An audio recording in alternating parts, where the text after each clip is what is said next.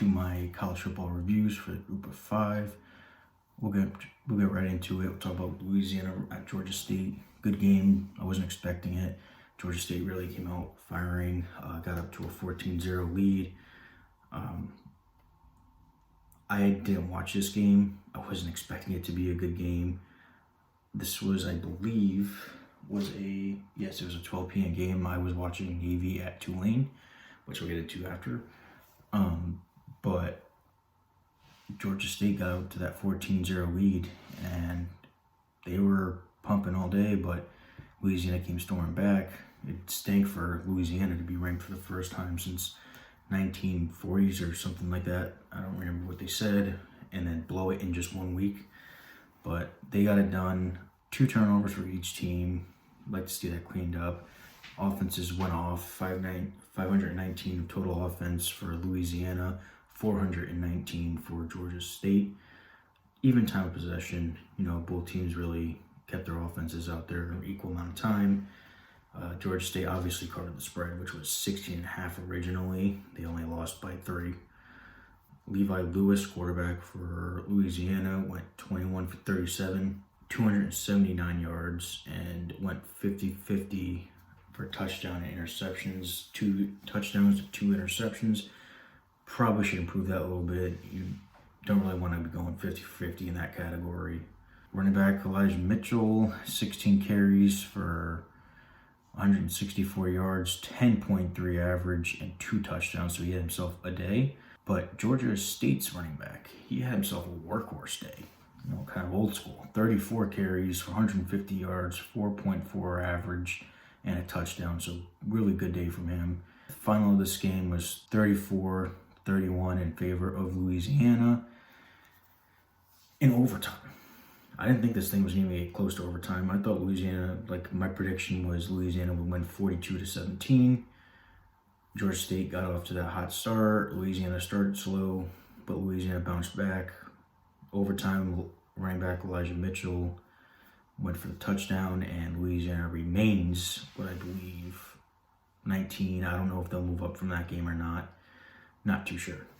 Next game we'll talk about is Liberty at Western Kentucky.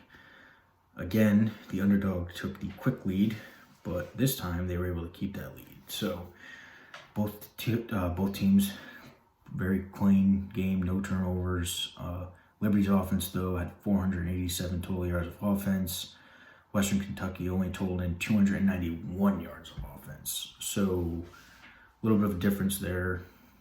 Western Kentucky's defense couldn't really stop Liberty, and Western Kentucky's offense couldn't match with Liberty. The one concern, though, for Liberty is they had 8 penalties that costed them 89 yards. That's something you got to clean up. Obviously, you don't want to be taking that many penalties. But Liberty's rushing offense is what really did it in this game. They rushed for 354 yards.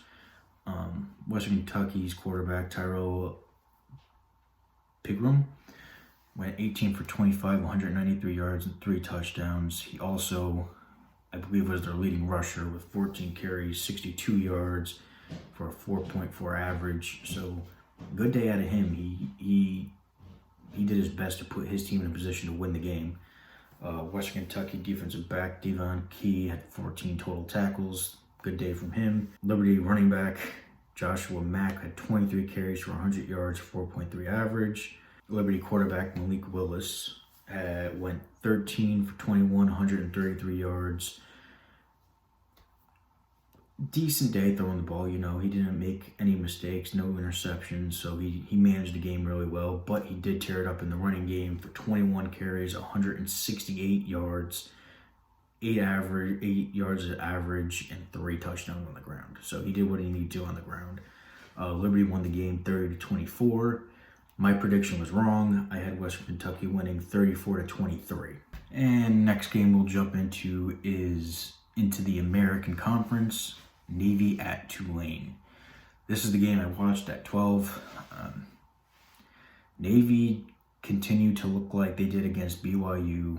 Tulane got into an incredible hot start. The first 5 Navy drives ended in punts. So more struggles from the offense, definitely struggles from their defense as well. Tulane was up 24-0 at the half. Tulane, Navy come out for the second half, and Tulane's offense hits a brick wall. I don't know what to really compare it to, because they literally just stopped working. They just hit a brick wall. It seemed like Tulane's quarterback and wide receivers could not get on the same page. Whether it was like the quarterback between overthrowing and underthrowing.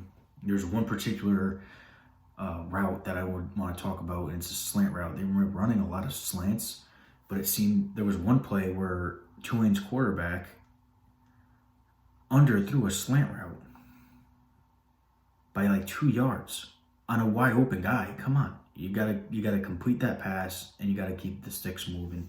They weren't able to do that. But also in Tulane's quarterback's defense, their wide receivers didn't do much either. I mean, he put a few good passes right into their hands, and they just dropped him. They hit him right in the face at one point and dropped it. But yeah, a lot of drop balls, especially on those slant routes again. If you hit those, they hit a few of those for more first downs, I think Tulane wins the game. I don't know. Their offense just literally, like I said, hit a brick wall. And as I said previously in my predictions, I said if there was anyone to bounce back from Navy, from a loss like Navy took previously to BYU, I told you Navy would be able to do it. They'd be able to bounce back, and they did it. I mean, I don't think it was necessarily Navy playing like good. I think it was a little bit more of Tulane's offense just completely falling apart in the second half. Obviously, I'm going to give credit to Navy because they don't quit. They never quit. They stayed in the game. They believed they were still in the game, even down 24-0. Kind of feels like Tulane thought the game was over at halftime when it was 24-0. That wasn't the case, especially when you're playing a military academy. You can't get that in your head that just because you're up 24-0 means you're in a good spot. Navy came storming back. Passing game actually did well for them in the second half. Navy's defense forced a safety, brought the score to 24-16, still in Tulane's favor, obviously. So after the punt, Navy got the ball back.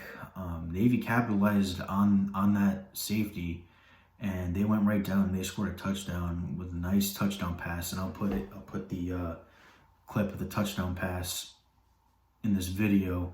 They scored, and they went for two, and they got it, and they tied the game up. Next thing you know, Tulane's looking at it as 24-24, and just like last week, they are seeing ghosts in the second half. Time is expiring. No teams have timeouts left. There's literally seconds left, and Navy doesn't pick up a first down, so they gotta rush their kicker out onto the field. And I was like, not a good situation. You don't really want your kicker rushing to line that thing up and kick it, especially the way kickers have been going this year. But he lined it up quickly, snapped the ball with about 5 seconds, got the thing off, and right through. Navy won 27-24 with literally time running off. Tulane went 2 for 12 on third downs. Not good. Got to keep your offense on the field for that. They even went 5 for 16, and they didn't have any for third down conversions in the first half. Just to tell you how bad they were in the first half. Navy fullback Jamal Crothers went 25 carries for 127 yards, but their other fullback Nelson Smith really finished off the drive, scoring 2 touchdowns. Tulane running back Tajay Spears had 18 carries for 119 yards. Their other running back, Cameron Carroll, also went 11 carries, 62 yards, and 2 touchdowns. Navy's linebacker, Tama Tuateli, I might have got that wrong. He had 11 tackles and 1 tackle for loss. Good game from him. And, of course, Navy's linebacker, Diego Fago, 9 tackles, 1 sack, 2 tackles for loss, 2 pass defenses. So another good day from him, per usual. Tulane's linebacker, Marvin Moody, also had a game, 11 tackles, 3 tackles for loss. And like I said, Tulane just blew it.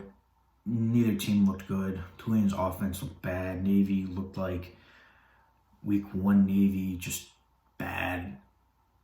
I think, but like I said, I'm going to go back to it. I said Coach Ken could be the guy to just rally the group, get them back on track.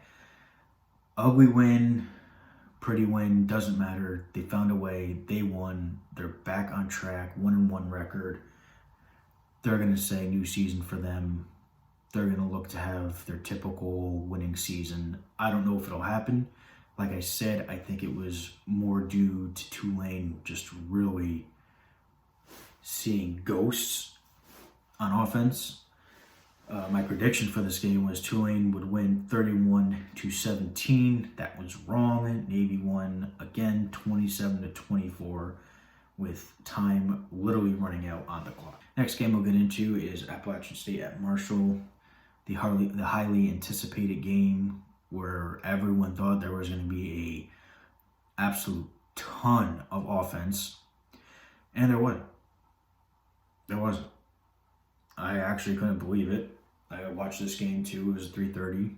I mean, there's not too much to talk about in this game because, it was mostly controlled by defenses, especially Marshall's defense.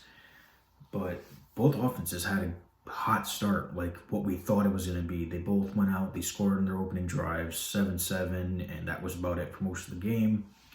Like I said, Marshall's defense really controlled the game for the most part. There was one drive, though, where Appalachian State looked like they were going to go in for a touchdown to make it a 3-point game and really put some pressure on Marshall. And they ran this beautiful play-action pass, wide open to tight end Mike Evans. And he's running for the goal line. And I didn't get the name of who punched it out, but there was a Marshall defender who punched it once. Mike Evans, tight end for App State, didn't cover up with both hands. I mean, when you're getting close to that goal line, you want to be 2 hands on that ball, make sure you protect it. And he didn't take once to the first punch he attempted at, which failed. And then the second time he punched that ball, it came out and it went right into the end zone. And Marshall jumped right on it.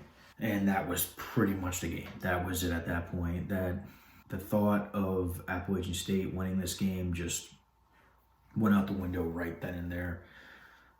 Really killed them. Penalties for both teams, just killing these teams. App State had 8 penalties for 82 yards, and Marshall had 11 for 117 yards. Marshall running back Brendan Knox, 28 carries, 138 yards, 4.9 average, and a touchdown. Good day from him. Marshall QB Grant Wells, 6 carries, 43 yards, and a touchdown. Both quarterbacks didn't do much through the air. Marshall ultimately ended up winning 17-7, and what we totally thought was going to be an offense explosion was the total and exact opposite. My prediction was App State and Marshall would go into overtime, and App State would win 45-42. That was way wrong. Next game we'll talk about is a Group of 5 versus a Power 5 school. And again, the Group of 5 wins this one. We'll talk about UCF and Georgia Tech. UCF totaled in 660 total yards of offense. Really good day for their offense. Both teams did a good job running the football. Georgia Tech had 5 turnovers. That'll do you in. UCF quarterback Dylan Gabriel went 27-41, 417 yards, 4 touchdowns, and an interception. Good ratio for him. UCF's running backs Otis Anderson, Greg McCrae, Bentavious Thompson combined for 39 carries, 168 yards, and 3 touchdowns. They all had 1 touchdown apiece. Also, the UCF wide receivers also had themselves a day. Marlon Williams had 10 receptions, 154 yards, and 2 touchdowns. Jalen Robinson had 6 receptions for 105 yards. And Trey Nixon had 4 receptions for 94 yards and 2 touchdowns. UCF linebacker Eric Gilliard had 10 tackles, 2 tackles for loss, and 1 forced fumble. Georgia Tech's running backs also had themselves a day. They combined for 44 carries, 227 yards, 5.2 average, and 2 touchdowns. The game was really just controlled by UCF. Georgia Tech coming off that sloppy win against Florida State. UCF wins 49-21. I guessed right. I figured UCF would win. I didn't know it was going to be that high scoring. I had them winning 27-17. They did what they needed to do on offense. They racked up the yards. They racked up the score. 49-21 was your final. Next thing I'll talk about is Troy at Middle Tennessee State. Troy totaled in almost 500 total yards of offense. Troy had a very, very well-balanced game. 256 yards passing, 240 yards rushing. MTSU only had 241 of total yards of offense. Again, Middle Tennessee State lost the turnover battle. They were -1 in that turnover regard. Troy quarterback Gunnar Watson went 26 for 37, 248 yards, 2 touchdowns, and an interception. Troy's running backs, BJ Smith and Charles Strong, combined for 21 carries, 135 yards, and a touchdown. So pretty good day for them. Troy wide receiver Khalil McCain had 6 receptions, 75 yards, and 2 touchdowns. I think the only statistic-wise, the only player that stood out to me for Middle Tennessee State was a linebacker, Cody Smith, who had 9 tackles, two sacks, and 1 forced fumble. That's about the only positive thing to say about Middle Tennessee State.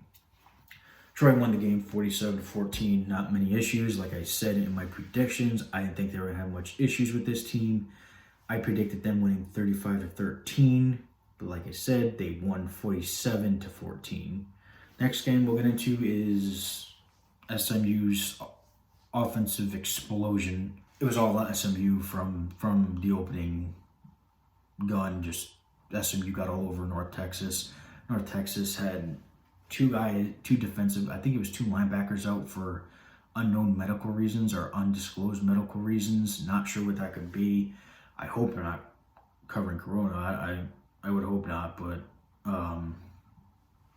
not going to try to guess what it is. You don't know. Could be anything. SMU racked in 710 total yards of offense. Again, another team that had a well-balanced game. 344 yards passing, 366 yards rushing. North Texas had 13 penalties that ultimately costed them 97 yards, so that won't help you. They also had 2 turnovers. That won't help you. Shane Buechele, quarterback for SMU, had a really good day. 24 for 33, 344 yards and 4 touchdowns, no turnovers. So pretty much as close as perfect as you can get from him. SMU's running back, Ulysses Bentley IV, he had 19 carries for 227 yards and 3 touchdowns, so he had himself a day. SMU wide receiver Reggie Robertson Jr., 9 receptions for 103 yards, 2 touchdowns, and Rashay Rice had 5 receptions for 102 yards, so the receivers had a good day. North Texas quarterback Austin sorry, I forgot that wrong. He went 13 for 25, 276 yards, 2 touchdowns, and an interception. North Texas running back Oscar Adaway III had 20 carries for 104 yards, not even close to enough. I mean, North Texas put up a good amount of points. Usually 35 points will win you a game, but when the other team scores 65, not gonna happen. So final score, like I said, SMU 65. North Texas 35. My prediction was SMU would win. I don't know what I was thinking here. SMU and North Texas are both known for having explosive offenses. I picked SMU to win 24-21. I don't really know what I was thinking for that one, but usually it's an offense explosion like it was. Next game we'll talk about is Louisiana Tech at Southern Miss. We'll get right down to the third quarter because I think this is a very pivotal moment in this game. With 3:10 to go in the third quarter, Southern Miss was picked off by Deshaun Hall. Louisiana Tech capitalized on it in just 4 plays for a touchdown. They shrunk the lead to 3.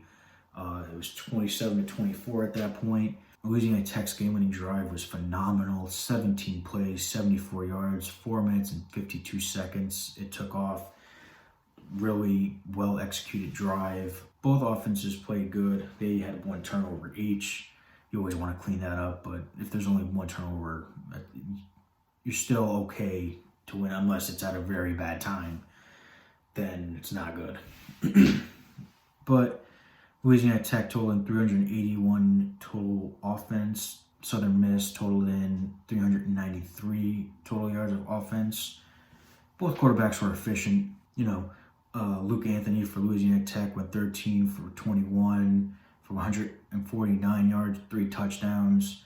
And Jack Abraham for Southern Miss went 24 for 32, 264 yards, 3 touchdowns and 1 interception. It's a good day from him. Louisiana Tech's wide receivers, Adrian Hardy and Smoke Harris, combined for 10 receptions, 138 yards and 2 touchdowns.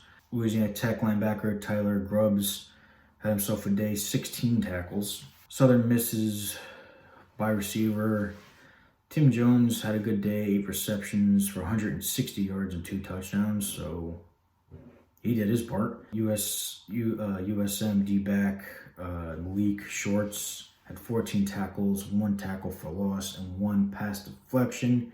So again, he did his part.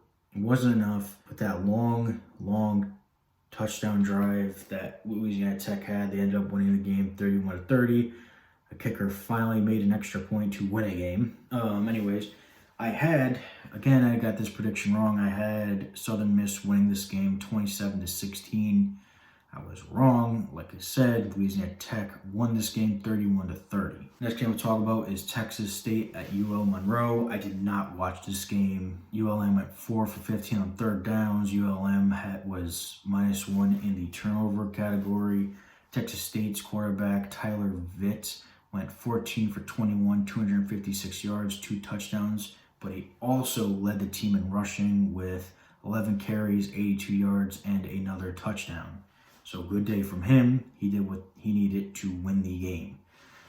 Jeremiah Hadell, Texas State wide receiver, went 6 receptions for 152 yards and 2 touchdowns. Texas State safety Brendan Looper had 8 tackles, 1 tackle for loss, and 1 forced fumble, so that 1 turnover definitely helped. Colby Sweets went 35 for 53, 377 yards, 2 touchdowns, and 1 interception. Their wide receiver, Perry Carter Jr., had 8 receptions for 98 yards, Wasn't enough. Texas State won 38-17. As I predicted, finally, Texas State won 38-17, but I had them winning 31-24. So I had ULM scoring 1 more touchdown and Texas State scoring 1 less touchdown. But it still ended up in Texas State's favor. And that's it for this week's recap. Week 3 was a fun week.